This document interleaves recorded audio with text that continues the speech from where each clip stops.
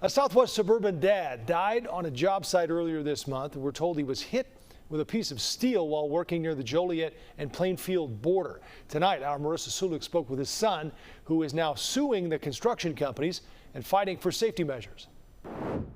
A wrongful death lawsuit says Tom Kircher was here off Route 30 and I-55 where a mixed-use development is going up. His son says he was very vocal about workplace safety, but still an accident cost him his life. Just even having the keys is a good, feels like I'm with him. He's with me a little bit. For the last week, Alex Kircher has been driving his dad's Jeep Wrangler as a way to keep his memory alive. I grew up knowing these bags because of Dad.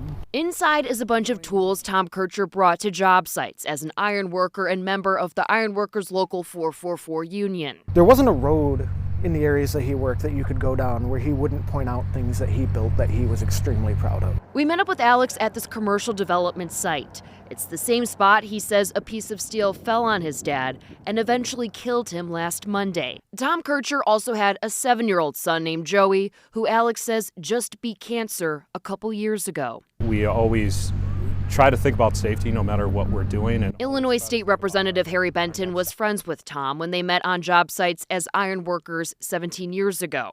In Springfield, he says he focuses on workplace safety and protections on a regular basis. But what happened here reinvigorates a need to keep pushing.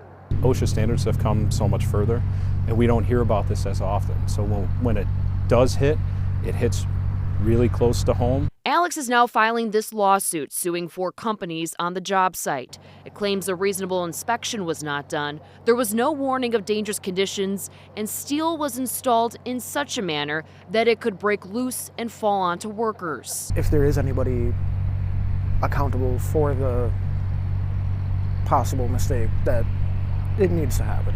We reached out to all 4 companies for a comment, but have not heard back. OSHA is investigating, and a court date for this wrongful death lawsuit is not scheduled until April of next year. In Plainfield, Marissa Sulik, CBS News, Chicago.